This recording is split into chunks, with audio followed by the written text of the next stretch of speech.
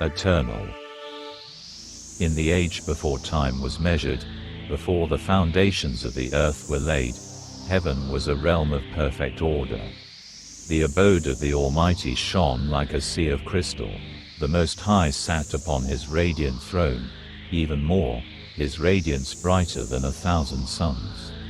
Around him hovered the seraphim, veiling their faces with 2 wings, their feet with another 2, and with the last 2 they hovered, crying, Holy, holy, holy is the Lord Almighty. The heaven is full of his glory.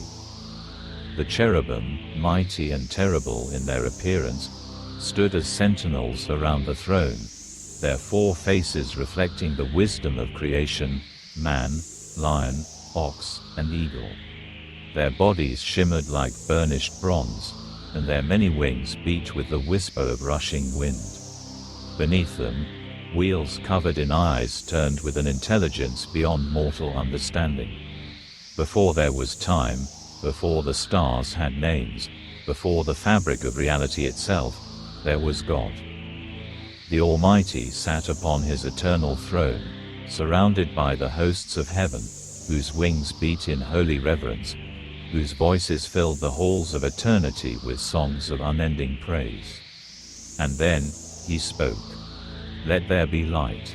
At his command, light rushed forth from the nothingness, blazing through the void like a living fire, illuminating what had never been seen before, because it had never existed. The angels trembled. They had known his power, had stood in his presence, had felt the weight of his glory, but they had never seen him create. With a word, the Almighty stretched out his hand, and space unfolded, the vastness of the heavens opening like a mighty scroll. He spoke again, and the stars ignited, burning with unquenchable fire, filling the blackness with endless light. He called forth worlds, setting them upon their paths, spinning them with the touch of his will. With a whisper, he called the waters to their places, shaped the mountains with his breath, and commanded the planets into being. And when the foundations of the world were laid, when the stars were fixed in their places, when the skies stretched above and the oceans roared below, the host of heaven could not contain their joy and amazement. They shouted, their voices ringing across the heavens. The sons of God rejoiced, for they had witnessed the birth of creation by the hand of the Almighty. The Almighty, whose wisdom had no measure, turned to his celestial host, those who had stood in his presence from the beginning, who had worshipped at his throne, who had been formed to reflect his power and glory. And he gave them dominion, not as rulers, but as stewards, appointed over the vast expanse of creation. Each angel stood before him, their forms burning like living fire, their wings shining with the radiance of divine purpose. To one, he gave the duty of tending the great fires of the heavens, the stars that he had ignited, the watchers of time and space. You will oversee the paths of the lights in the heavens, and they will not stray from their courses. And the angel, adorned with a mantle of cosmic flame, bowed before the Almighty and took his place among the constellations. To another, he gave the command over the seas, the rivers, and the rain. The waters will obey your voice, and you will guide them to bring life and to bring judgment. The angel, whose robes shimmered like the deep, lifted his wings and soared to the edges of the world, where the oceans raged and the fountains of the deep lay hidden. To another, he gave command over the winds, the storms, and the breath of the world. You will carry my word upon the winds. You will stir the storms when I decree and bring the gentle breeze when I command. And the angel, with wings of thunder and lightning, took his place among the currents of the sky. To another, he entrusted the mountains, the valleys, and the creatures that walk the land. You will guard the balance of life, and the earth will yield its fruit in its season. And this angel, cloaked in earth and gold, bowed and spread his wings over the lands below. But one among them stood apart, an angel of terrible might, adorned with gems of every kind, sardius, topaz, diamond, beryl, onyx, jasper, sapphire, emerald, and carbuncle. To him, the Almighty gave a special duty. You will walk among the stones of fire. You will stand as a guardian of my throne. You will be my anointed cherub, covering my glory. And Lucifer bowed before the Most High. His wings, of unmatched beauty, shone with heaven's light. His voice, the most glorious of all the host, sang in perfect harmony with the Almighty's will. Though many of the angels were given dominion over aspects of creation, Lucifer's role was unique. He did not merely oversee the physical realm, but he stood in the courts of the Almighty, near his very presence. He was given 3 divine tasks. 1. The covering cherub, guardian of the throne. Lucifer did not stand beside the throne of God as an equal but as a covering, a being whose very purpose was to exalt the holiness of the Almighty. He walked among the stones of fire, a place of purity where none but the Most Holy could tread. His wings covered the sacred place, shielding the lesser hosts from the overwhelming brilliance of the divine presence. He knew of many of the secrets of heaven, the divine order, the decrees of the Most High before they were revealed to the lower ranks of the celestial hierarchy. He was, in many ways, a chief among the angels. But his greatest strength, his closeness to the throne, to the glory of the Almighty, would become his greatest temptation. 2. The Song of Heaven, leader of worship. The heavens were filled with song, and Lucifer led the celestial symphony. When the Almighty spoke, creation responded with praise, and Lucifer's voice was the loudest, the most beautiful, the most exalted. His harmonies wove through the seraphim, who cried, "Holy, holy, holy is the Lord of hosts." His melodies filled the vaults of heaven, stirring the hearts of the angelic host, lifting them into rapturous adoration.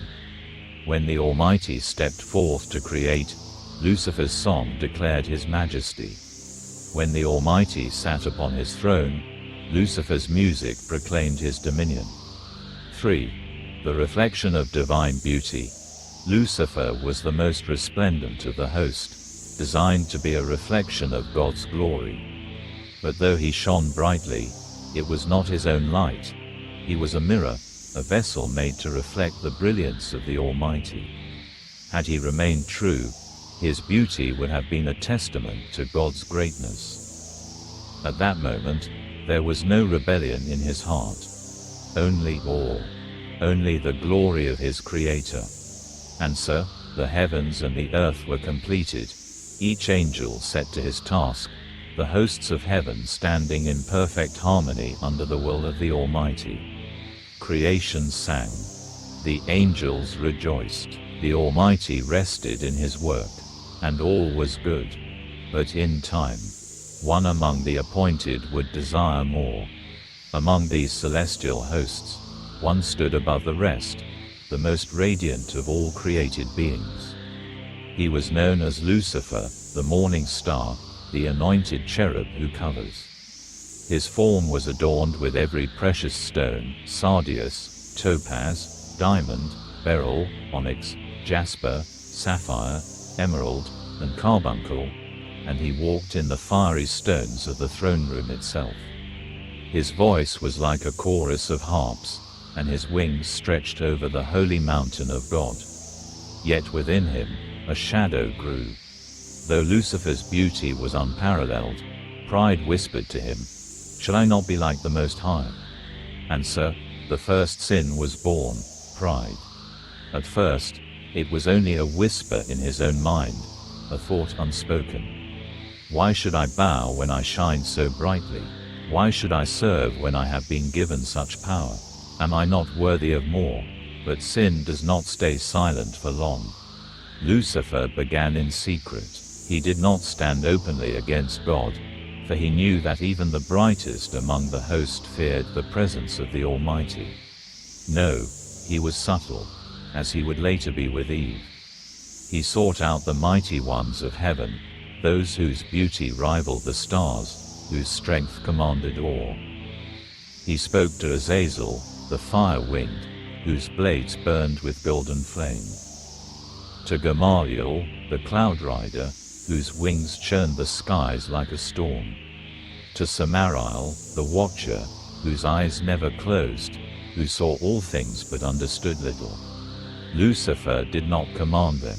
No, he questioned them. Have you ever wondered why we serve? He asked, his voice smooth as flowing water. Azazel frowned.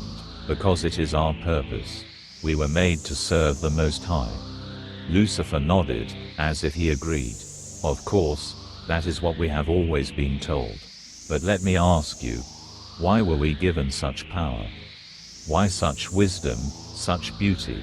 Why do we bow, when we could rise? His words did not demand rebellion, they planted doubt.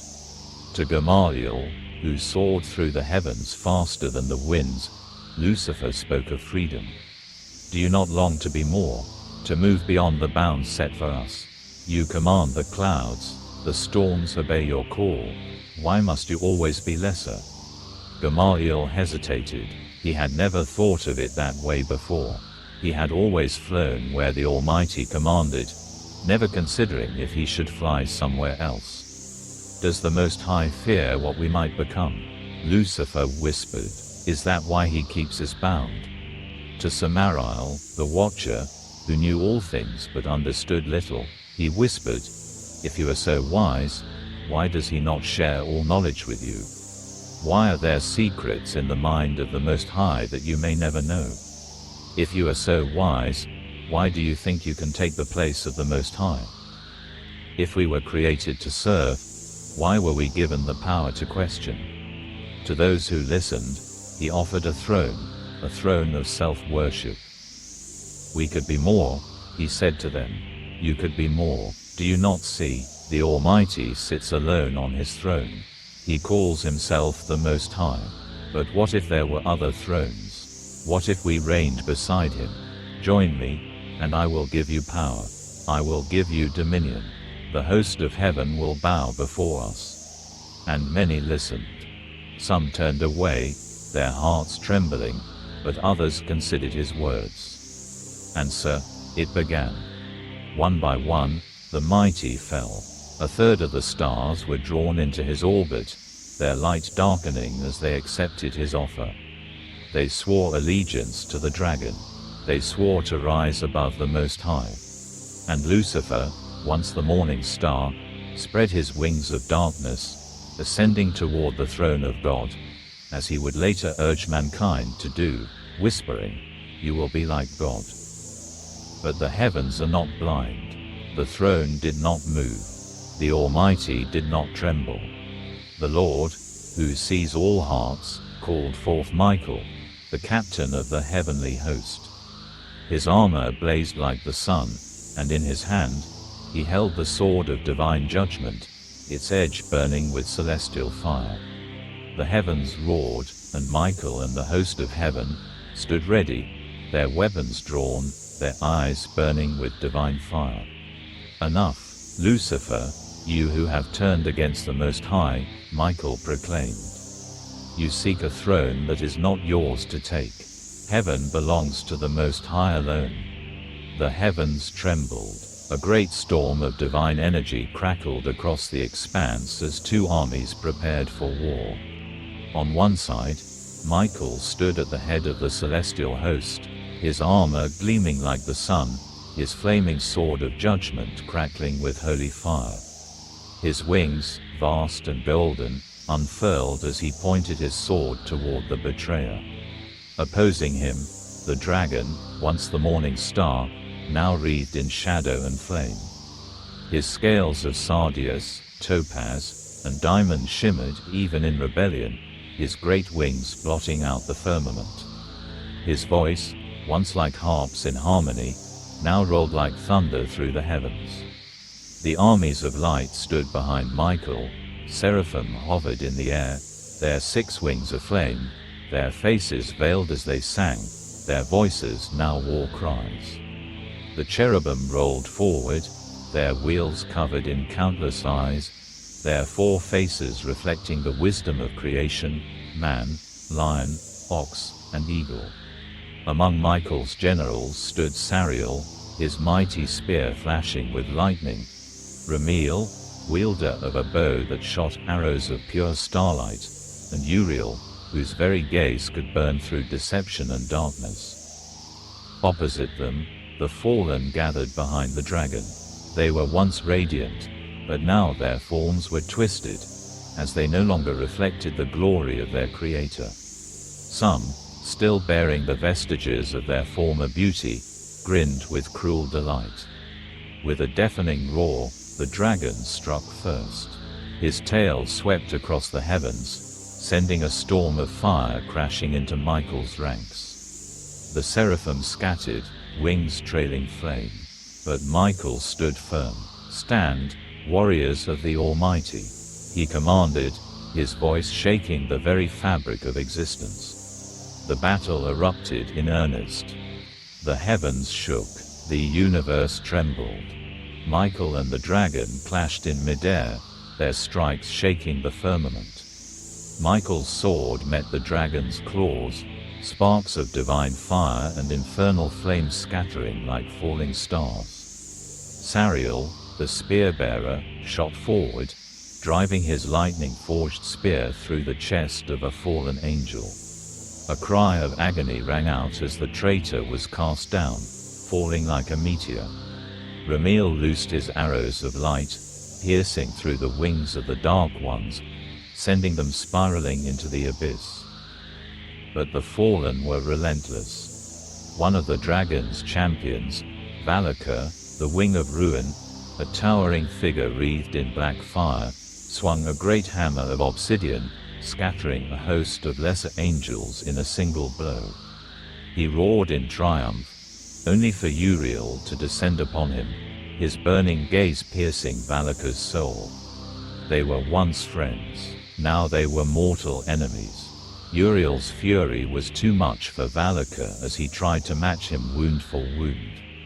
The cherubim charged, their multi-faced heads shone like the sun, their wheels burning with divine light as they struck down fallen angels in droves. The dragon's forces reeled, but they were not yet broken.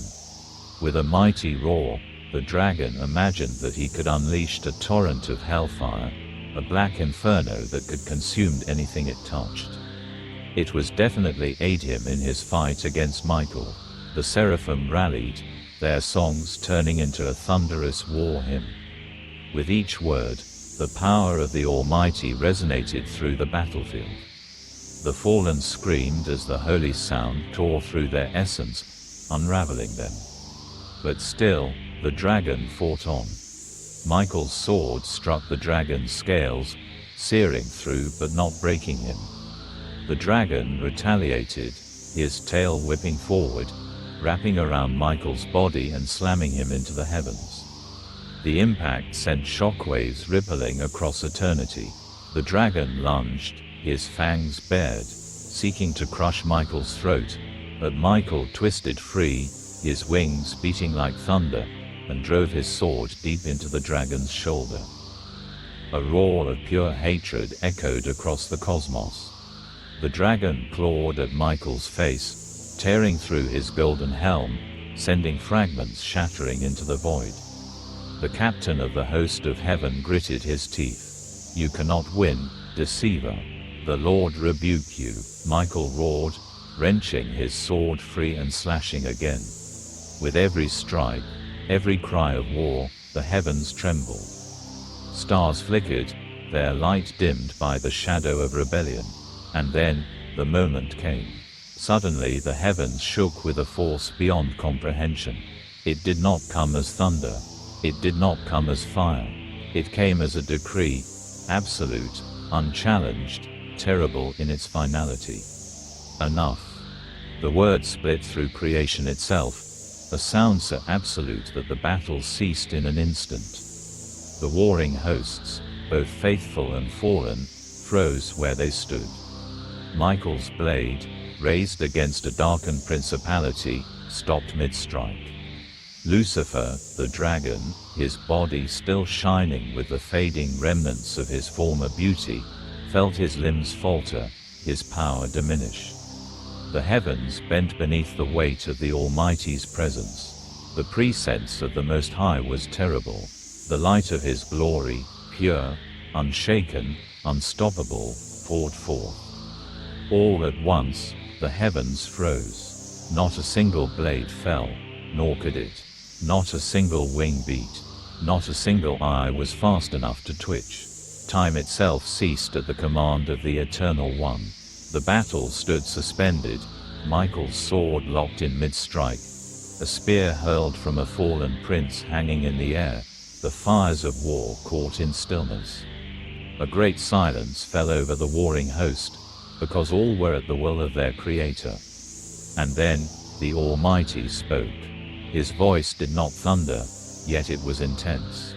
It did not shake the heavens as it had at creation, yet his very words caused fear in the faithful and fallen alike.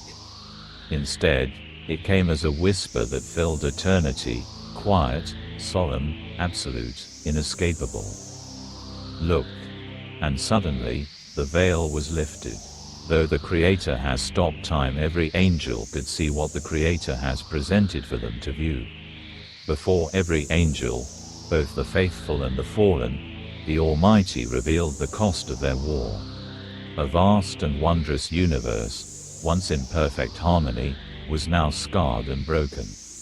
Worlds had been shattered, stars had been torn from their courses. Planets, once vibrant with life, now drifted as barren ruins. The echoes of war had rippled across the cosmos, leaving devastation in their wake. The heavens that once sang with glory and harmony now carried the wounds of betrayal and pride. The angels, locked in frozen time, saw it all. The host of the Almighty would have wept if they could. And even the fallen would have faltered had they the ability. For in that moment, all deception was stripped away. They saw the ruin their war had caused. And then, the Almighty showed them more. The stars shifted, and suddenly, the angels saw themselves, not as they thought they were, but as the Almighty had seen them from the beginning. I have seen everything. The voice of the Almighty filled the heavens, and none could deny it. And before their eyes, the truth was laid bare. They saw themselves as they once were, before rebellion, when Lucifer stood adorned in brilliance, leading the songs of worship before the throne. They saw the first whispers of doubt, the moments when pride first took root in their hearts. They saw Lucifer's schemes, the way he moved through the hosts of heaven, spreading discontent, twisting words as he once would twist them to deceive mankind. They saw the first moment a lesser angel hesitated, caught between loyalty and temptation. They saw themselves speaking words of defiance, believing they were hidden from the Almighty. But they had never been hidden. Not once, not even for a moment. I saw you in the moment you first doubted me. I saw when you whispered rebellion to your brothers. I saw when you first chose pride over truth. I have seen you all. And before every angel, before the mighty archangels, before the cherubim and seraphim, before the faithful and the fallen alike, the truth shone with blinding clarity. The Almighty had known everything from the beginning. Nothing had ever been hidden from him. Not the smallest thought, not the faintest whisper, not the deepest secret. And for the first time, terror gripped the fallen. They had believed, in their arrogance, that they could plot beyond the sight of God. That they could move in secret, that they could gather forces without him knowing. But he had seen everything. From the first thought of rebellion to the first strike of war, he had watched. And still, he had allowed them their choice. Until now. The vision vanished, and time resumed. But the battle did not continue. No sword was raised. No angel moved. Even Lucifer, the dragon, stood frozen, not by time, but by the weight of what had been revealed. Then, the final decree fell. Enough. And the moment the Almighty spoke, Judgment became reality. The heavens themselves tore open, and the gates of the celestial realm split apart, forming a chasm beneath the feet of the rebels, a rift between the holy and the damned. The fallen cried out, their voices no longer filled with defiance, but with the realization that their fate was set. But there was no mercy. You have made your choice, the Almighty said. Now depart from my presence. Michael and his angels did not strike. They did not need to, for the very word of God was power enough to cast him out. A mighty wind erupted from the heavens, and the fallen were hurled downward, their former radiance stripped, their forms twisting as they fell. And then, silence. Michael stood at the edge of heaven, his armor scorched, his sword still blazing. It is finished, he declared. And the angels who remained stood in awe of the Almighty. They had seen the truth of his knowledge. They had seen his power, his justice, his wisdom. And though heaven still bore the scars of war, it stood purified, whole once more. The Almighty's presence remained, and a new song rose among the faithful. Rejoice, O heavens, for the accuser is cast down. A great hymn arose as the heavenly angels lifted their voices in victory, their wings beating in a chorus of pure light. The seraphim sang once more, their voices ringing through eternity, and a voice, deeper than the cosmos, declared, woe to the earth and the sea, for the dragon has come down to you in great wrath, because he knows his time is short. And in heaven, there was silence. Michael, breathing heavy from the fight, turned to his warriors. The heavens were once again theirs. The great golden halls, the courts of the Almighty, the places where the morning stars once sang together in harmony, they remained untouched, unmarred. The faithful stood in reverence as the Almighty's presence lifted, his decree fulfilled. Rejoice, O heavens, and you who dwell in them, Michael proclaimed, for the enemy has been cast down. A great cry rose from the host of the Almighty. Heaven was whole once more. The war in heaven was over. But the battle for creation had only just begun, and far below, in the abyss, the dragon stirred. His eyes burned with vengeance. The dragon and his host had fallen like lightning, their bodies wreathed in the black fire of their own rebellion. The stars wept as they plummeted into the abyss, their once radiant light twisted into shadow. Yet as they fell, before they reached the depths prepared for them, a voice called forth. It was not the voice of Michael. It was not the voice of any angel, nor the chorus of the heavenly host. It was the voice of the Almighty, and it was terrible. Now, that voice thundered through eternity, calling the dragon by name. Yet, at the same time every one of the fallen had heard their names. Lucifer. The abyss halted, the fall ceased. The darkness shrank back as the very essence of creation trembled. Lucifer, though he had already turned, though his wings were already charred with rebellion, could not help but tremble at the voice of the one who had made him. He saw no form that could be grasped, for the glory of the Most High was beyond comprehension. Yet, he was there. Not a consuming fire, though fire burned in his presence. Not a storm, though the heavens trembled as he spoke. Not a blinding light, though no eye could gaze upon him and remain whole. His voice carried both the gentleness of a whisper and the weight of 1,000 thunders. In that moment, though he had rebelled, though he had raised his throne against God, Lucifer remembered. He remembered when he had been first created. He remembered the fire of the Almighty's presence, the pure joy of soaring above the heavens, the worship that had once flowed from him in perfection. He remembered the beauty of his own being, the gemstones that adorned his form, sardius, topaz, diamond, beryl, onyx, jasper, sapphire, emerald, and carbuncle. He had shined with the reflection of God's glory, and now, he had become darkness. You were blameless in your ways, the Almighty said, from the day you were created, until iniquity was found in you. Lucifer trembled. All of his host trembled. They could not bow, but they could not rise. His glory pressed them on every side.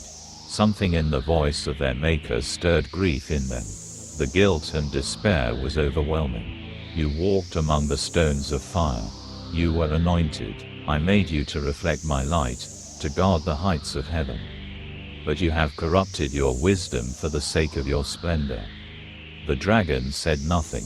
His jaw clenched. He knew these words. He had once rejoiced in them. You think yourself great, the Most High continued, his voice neither raging nor pleading, but absolute. You think you can ascend above me? The void shook, the abyss rumbled. I have given you your place. The dragon's eyes flickered. You will have your dominion, said the Almighty. You will have the domain I have already assigned to you. I will not take it from you. Lucifer's pride stirred. Was there hope? Was there some part of his plan that could yet stand? But you shall only maintain dominion in your place only because I allow it. The dragon stiffened. You may move freely in the domain I have given you. However, every one of you will still stand before me when the sons of God gather. When I call, you will come. Lucifer's body burned with rage and despair, but he could not deny what was spoken. No creature, not even the dragon, could refuse the voice of the Almighty. You have been given free will. I will not take it from you. From the beginning it was always submissive obedience. You have transgressed that most sacred law.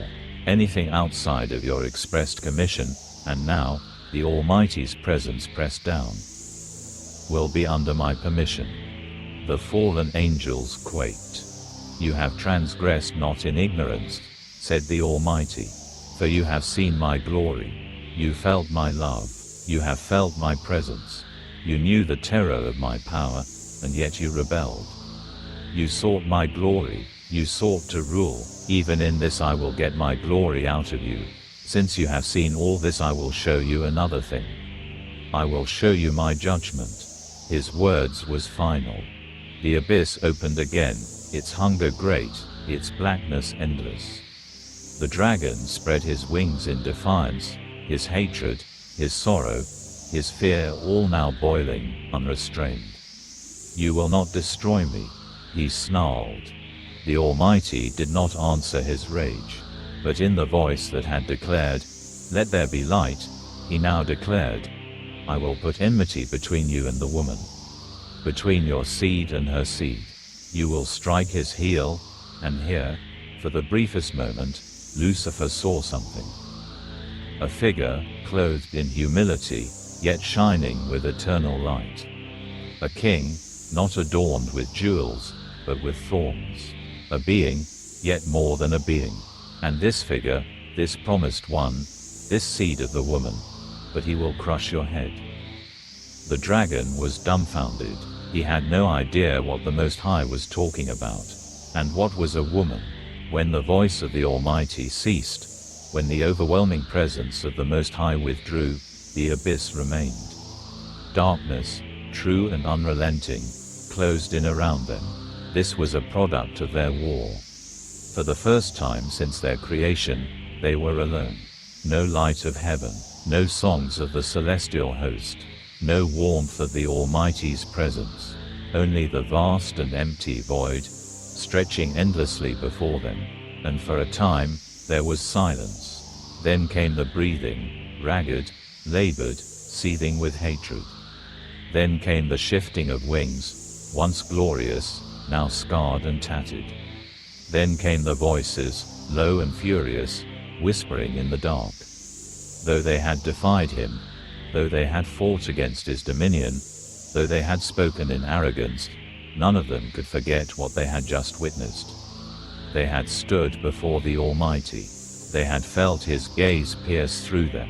They had heard the finality of his decree.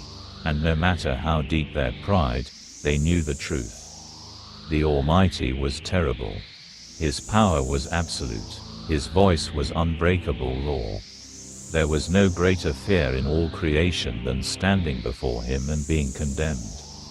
And now, they had no kingdom, no home, no dominion.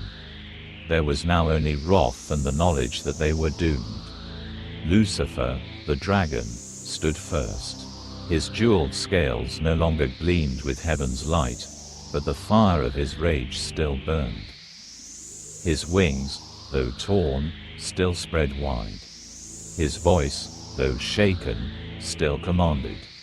He lifted his head, looking upon the host that had followed him, Azazel, Samael, Gamaliel, the mighty and the ruined.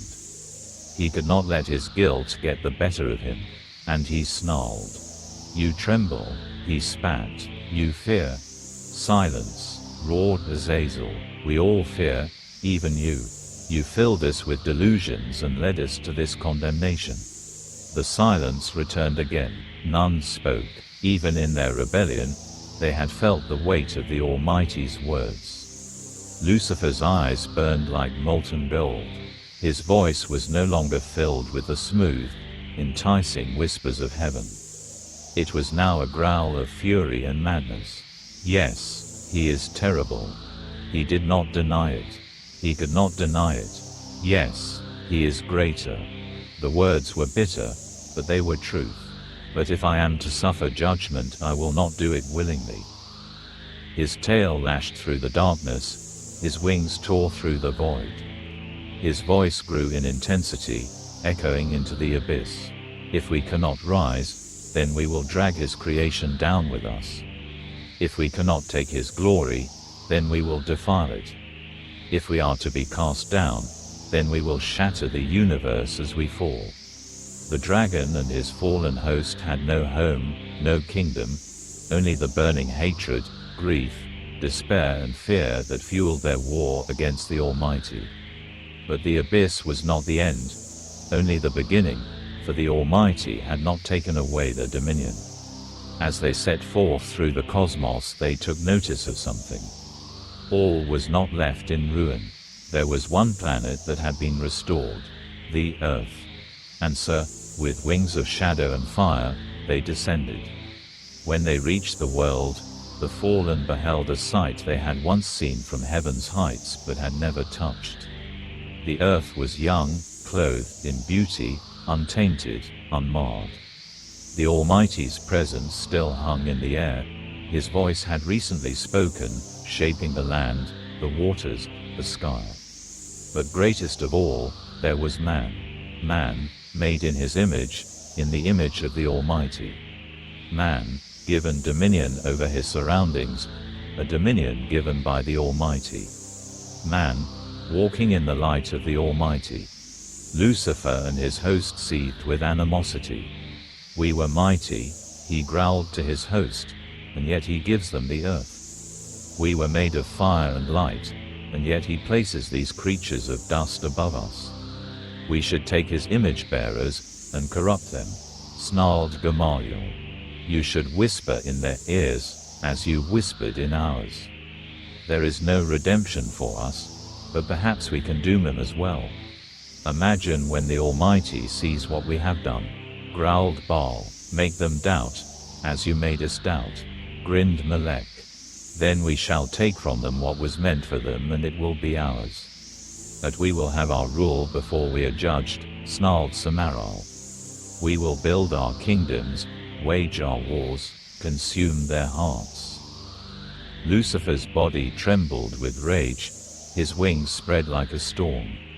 And when he returns to judge us, he will find his creation ruined beyond repair.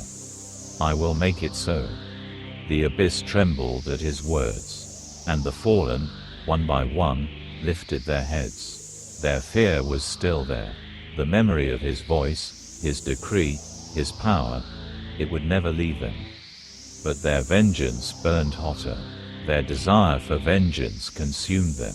In that deep darkness, far from the light of heaven, the oath was made.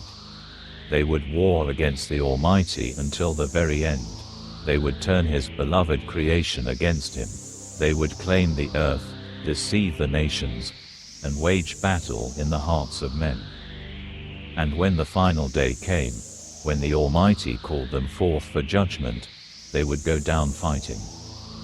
And so, the dragon and his angels took their first steps into the dominion of shadows, preparing for the war that had only just begun. Lucifer did not rush. He did not strike with force. He watched and he waited. He listened to see what he could use that would be their undoing. For this was his gift, not might, but deception. The same whispers he had used in heaven, the same doubts he had sown among the angels, he would now turn upon mankind. Lucifer came first to Eden, in his form of the serpent. With smooth, cunning words, he spoke to Eve, as he had once spoken to the angels. He spoke to the new rulers of this land many days until he understood the laws of this world. He would certainly use this against man. There was an order, similar to the one in heaven. He would ask the weaker to subdue the stronger. One day, when he felt the time was right, as he was talking to he asked, did God really say? He planted doubt. You will not surely die. He twisted truth. Death was not death as they understood it. He had a knowledge and experience that they did not understand. To die would be separation from the Almighty. It was a death that he had already experienced. If the Almighty had judged the fallen so harshly, this newest creation would experience the same fate. You will be like God. He offered power, just as he had promised his fallen brethren. What they had not realized was that they were already gods created in the image of the Almighty God. And without this realization man fell. In that moment, Lucifer laughed, for now, creation bore his mark. And when the Almighty came calling, Adam, where are you? Lucifer felt a cruel satisfaction. For just as he and his fallen had stood trembling before the Almighty, so now did man. Sin had entered the world, and it would not leave. And for the second time Lucifer found himself on the receiving end of the judgment of the Most High. He wondered what would be the worst that could happen. The earth was silent. Adam and Eve stood trembling beneath the trees of Eden, their bodies newly clothed in garments of fig leaves, their eyes filled with shame and horror. The ground beneath them was still damp with the curse, the very soil now hostile to them, the very air heavy with judgment. Before them, in the presence of the Almighty, lay the serpent, the dragon, Lucifer, the fallen cherub. His once glorious wings, which had covered the throne of God, were tucked low, as if he could shrink away from the inevitable. Yet his eyes burned with hatred. He had struck the first blow against mankind. He had sunk his fangs into the children of dust, poisoning them with his lies. But now, the Almighty had come for him. The Almighty stood above them all, his presence like a great and terrible light. The winds that had whispered through Eden now trembled in fear. The trees bowed low, their leaves quivering beneath the weight of his glory. Then, in a voice like thunder, the Almighty spoke. Because you have done this, you are cursed more than all beasts of the field. The weight of the Almighty's presence pressed him into the dirt. On your belly you shall go, and dust you shall eat all the days of your life. Lucifer's body shuddered, and a terrible realization settled upon him. I will put enmity between you and the woman, between your seed and her seed. He will crush your head, and you will strike his heel. The words rang through the heavens, through time itself. Lucifer's mind reeled, the weight of prophecy pressing into him like iron chains. There would come a seed, a son of the woman, and he would crush him. The first terror of his true end began to take root, though he knew not yet when or how it would come. But the judgment was not finished. You did not ask my permission, yet I allowed this for my glory. And I will yet get my glory out of you. The Almighty turned to the holy host, and with a voice that shook the heavens, he commanded, strip him.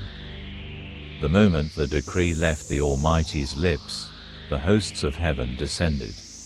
Blazing figures of terrible glory, their wings burning like living fire, their forms radiant and fearsome, descended upon the serpent with divine fury. The dragon fought with all his might as the host of heaven took him and bound him. A howl of agony ripped through Eden. The once proud dragon thrashed, but the decree had been given. He could not resist. The other angels moved in ruthless precision, their movements like living swords of justice.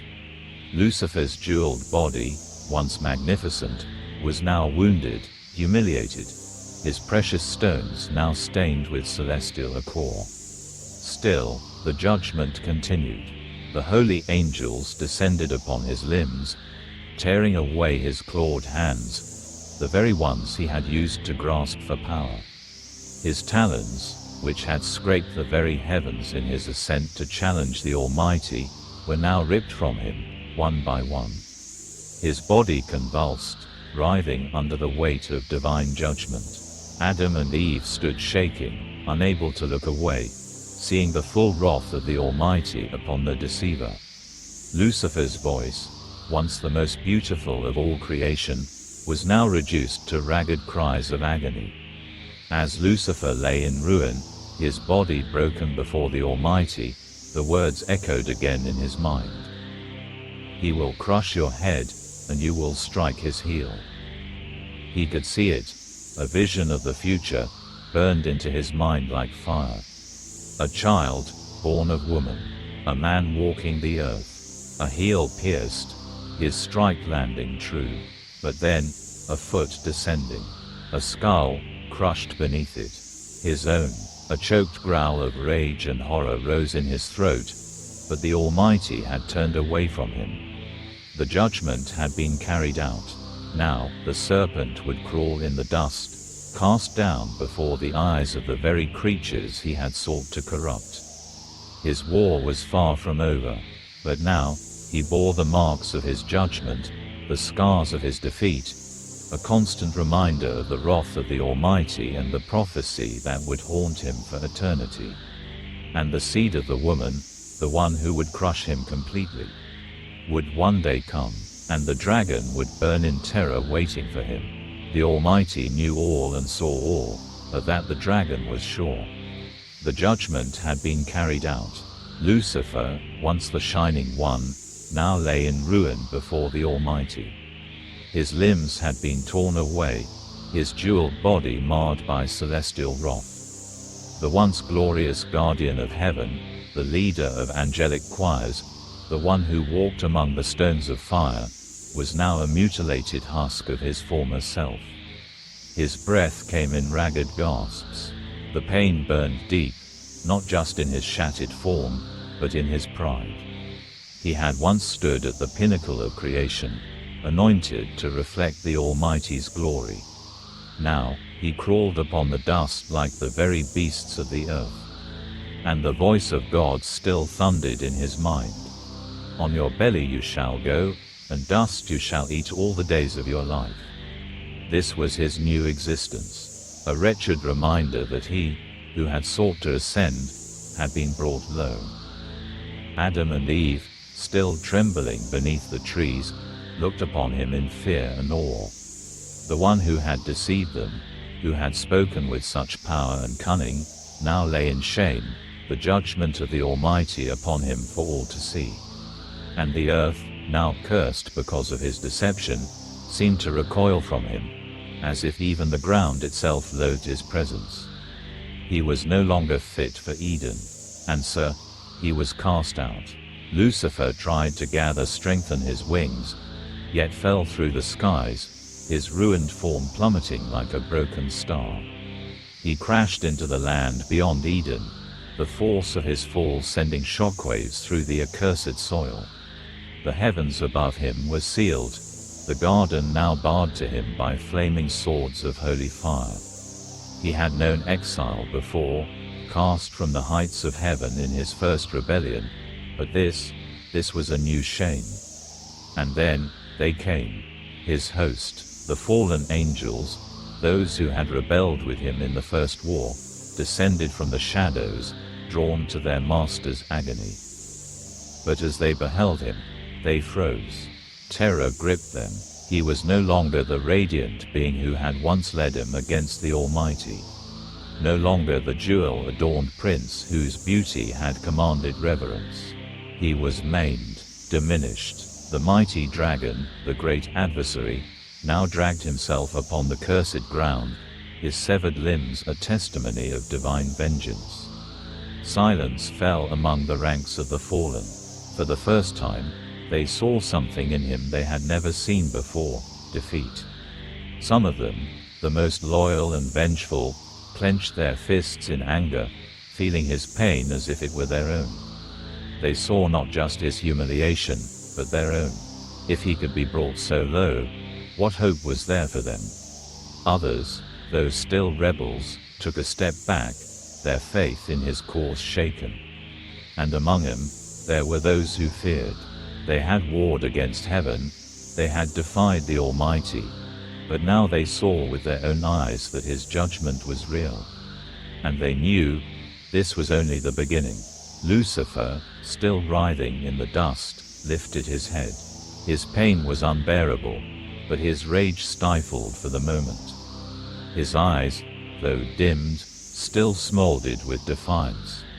"You see me now, my brethren," he hissed, his voice jagged with pain but seething with fury. "You see what he has done."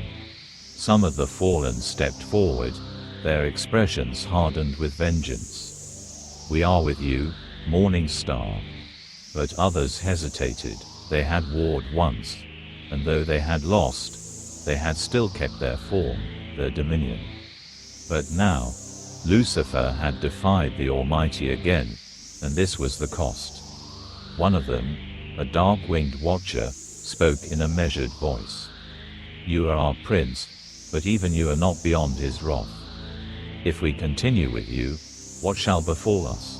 Another, his once bright form dimmed with shadow, muttered, "Perhaps it is better that we wait until the day of our judgment." Lucifer's expression twisted in fury, but he knew they had already made their choice. Some would remain in the dark places of the earth, hiding in the depths, waiting for the day when the Almighty would call them forth for their final reckoning. Others took to the cosmos to fulfill their duties as stewards until their day of final reckoning. But others, his true followers, stepped forward and knelt before him. "We will not wait," one of them growled. "We will strike back, and whatever our punishment we will accept it." With those words, a dark plan began to take form in the mind of the maimed dragon. Even as his followers gathered, even as he felt their devotion strengthening him, the words of the Almighty echoed again in his mind. "He will crush your head, and you will strike his heel." It played in his thoughts again and again, as if the words had been branded into his very essence. It was more than a curse.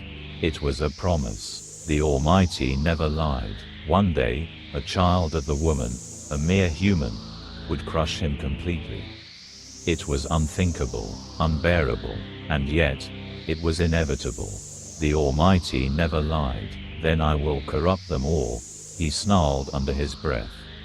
"I will twist them, I will make them mine. I will drown the sons of Adam in darkness until none remain to crush me." His rage burned, his hatred deepened, and for the first time, he spoke the words that would define his war against the Almighty for the ages to come. "If I am to be crushed, I will drag as many of them into ruin with me as I can." The fallen, those who still followed him, roared in dark agreement. And with that, the dragon, though broken, maimed, and cursed, rose from the dust of exile. His war was far from over, but for now he would have to be cautious in his maneuvering. The land outside of Eden lay in shadow, the weight of divine judgment still fresh upon the world.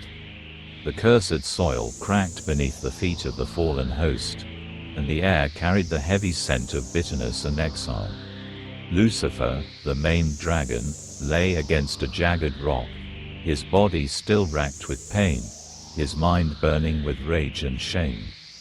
His torn limbs ached, and the echoes of the Almighty's decree still rang in his soul. And then, a presence stirred the air.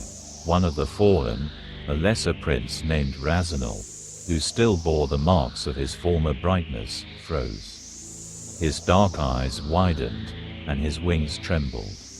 "He has returned," he whispered, his voice tight with unease. The other fallen turned toward him. "What did you say?" one hissed. Razanul's gaze was fixed toward the gates of Eden, where the golden glow of divine fire still barred their entrance. But beyond the flaming barrier, a light far greater than the angelic swords descended once more. The Almighty himself had returned. A shudder passed through the fallen. Even those who had stood in open rebellion shifted uncomfortably. "Come," Razanul said, his voice barely more than a breath. "See for yourselves." Lucifer gritted his teeth, but he forced himself to rise. He would not cower, not even now. With slow, cautious movements, the fallen crept forward, keeping to the shadows of the barren trees, watching as the Almighty walked once more in the land of Eden. Adam and Eve stood before the Almighty, their bodies still wrapped in the pitiful fig leaves they had used to cover themselves. Their faces were streaked with sorrow and shame, their eyes cast to the ground. And yet, the Almighty did not come to them in wrath. His presence, though terrible and mighty, was not like the fury he had displayed toward Lucifer. It was different. "You have eaten from the tree I commanded you not to eat from," the Almighty said, his voice filled with the weight of truth. Adam could not lift his head. "The woman whom you gave to be with me," he murmured, his voice trembling, "she gave me of the tree, and I ate." The Almighty turned to Eve. She clutched her hands together, her voice barely a whisper. "The serpent deceived me, and I ate." At the word serpent, Lucifer flinched. His wounds burned anew, a fresh reminder of his humiliation. And yet, the Almighty did not abandon them.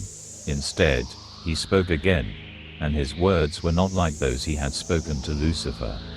"I will make garments for you," he said, "but not of leaves. There must be a sacrifice for your sins. An innocent must die for the guilty. This is a shadow of this to come. Watch carefully and understand the meaning.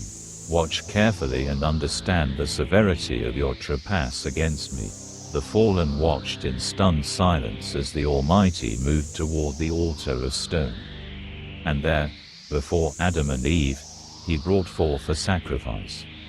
A beast, innocent and unknowing, was brought before them. Its eyes were dark, its body unblemished. Then, the blade fell. The first blood spilled upon the cursed earth. The fire of divine judgment rose from the altar, consuming the offering in a column of flame. The scent of burning flesh filled the air, and the fallen recoiled at the sight. The Almighty had made a way for them. He was forgiving them. Lucifer's body trembled with rage. "No," one of the fallen whispered, a look of horror on his face. They had all known judgment. They had seen it before the throne of God, seen it in the heavens, seen it when they themselves had been cast out. But this was different. He had punished Adam and Eve, and yet, he had made a way for them to be restored. He had offered them mercy. Lucifer's breathing became ragged as the Almighty took the skins of the slain beast and covered Adam and Eve with them. Gone were the useless fig leaves. In their place, garments of sacrifice. Clothing provided by God himself. The fallen stared, some in disgust, some in horrified awe. "He covers them," one of the fallen muttered, his voice thick with disbelief. "Even after they have defied him." "Why?" another spat. "They are just dust, just flesh. Why does he treat them so? Does he love them?" Lucifer's vision blurred with hatred. He had been created in glory, woven with stones of fire, placed as a guardian over the throne of God, and yet, For his defiance, he had been stripped, broken, cast down. But Adam, Eve, they had sinned, and yet, the Almighty had shown them mercy. How? This is why I must hate them, Molech growled, his voice seething with venom. This is why they must fall. The fallen stood divided, some silent, others shaking their heads in disbelief. Some turned their backs, unwilling to witness a mercy they themselves would never know. But others, those who had sworn their loyalty to Lucifer, felt the same hatred burning in their hearts. If the Almighty loved these creatures so much, then there was only one path forward. They would corrupt them, they would twist them, they would drag the race of men so deep into darkness that the Almighty would have no choice but to reject them forever. And then, his precious seed, the one destined to crush the serpent's head, would never come. Lucifer turned from the sight, his rage now colder, more calculating. If he will cover them, he murmured to himself, then I will strip them of that covering. If he will love them, then I will teach him to hate him. The fallen who remained with him nodded in agreement. They would undo what the Almighty had done, no matter the cost. The heavens had been cleansed, the fallen had been cast down, and silence now rested upon the celestial realm. But even as the faithful host lifted their voices in worship, there was no surprise in the presence of the Almighty. For he had seen it all, before the first star burned, before the first angel was formed, before the first breath of man. He knew, and his will, whether in perfect decree or permissive allowance, would be done. Time does not move for the Eternal One as it does for his creation. To the angels, the rebellion had been a moment that changed everything. To the Almighty, it had already been seen. Before he laid the foundations of the universe, he had seen the moment Lucifer's pride would rise. Before he wove the fabric of time, he knew which angels would choose rebellion and which would remain faithful. Before the first battle was fought, he had already declared its end. And yet, he did not prevent it, for his will is not only of sovereign decree, but also of permissive allowance. He had created his angels with will. He had given him place, authority, and choice. Lucifer had been glorious, adorned in every precious stone, walking among the fiery stones of heaven. He had been created for worship and beauty. But the Almighty had seen pride take root in the heart of the anointed cherub. And though he could have ended it before it began, he permitted the choice to unfold. All things, seen and unseen, past and future, rebellion and redemption, play out as the Almighty wills it. In his perfect will, he commands and it is so. Creation obeys. Let there be light, and there was light. Let us make man in our image. And mankind was formed. But in his permissive will, he allows his creation to choose, to act, to fulfill their roles, even when their choices lead to rebellion, destruction, or suffering. The fallen angels chose their rebellion. Lucifer chose to wage war. Adam and Eve chose to listen to the deceiver. Yet, none of these choices were unknown. None of these actions changed the final outcome. For though he permits, he also directs. Though he allows, he also redeems. The fall of Lucifer, the fall of man, the rise of nations, the coming of the Redeemer, all were foreseen. And despite all opposition, his ultimate will shall be done. From the heights of his throne, he sees Lucifer in exile, gathering his fallen host. He sees the adversary tempting Eve in the garden. He sees Cain's hand rise against Abel. He sees Pharaoh's heart harden. He sees the rise and fall of kingdoms, the coming of prophets and kings, the suffering of the righteous, and the rebellion of the wicked. He sees the cross, where the Son will crush the serpent. He sees the final war, where Lucifer, still defiant, will be cast into the lake of fire forever. And none of it surprises him. Today is as yesterday and tomorrow to the Almighty. For he declares, I am God, and there is none like me, declaring the end from the beginning, and from ancient times the things that are not yet done, saying, My counsel shall stand, and I will accomplish all my purpose. Isaiah chapter 46 verses 9 to 10. Though Lucifer rages, though the fallen conspire, though the nations war and rebel, the Almighty remains unshaken, for he has already declared the victory. He has seen every scheme of the enemy. He has known every temptation the adversary will whisper. He has foreseen every soul that will choose redemption and every heart that will harden. And though he gives them space to operate, though he allows their movements for a time, they remain within his dominion. Even Satan himself, when he accuses the righteous, when he roams the earth, must return to stand before the Almighty when called. Nothing escapes his sight. Nothing thwarts his purpose. The heavens and the earth move according to his will. He allows war. He allows the fall. He allows the pain. He allows suffering for a time. But he has already set the appointed day when all things will be restored. For he reigns. From the first light of creation to the last battle of eternity, his will have no equal. The fallen may plot. The wicked may rebel. Humans may sin. But in the end, the Almighty wins, for he is eternal.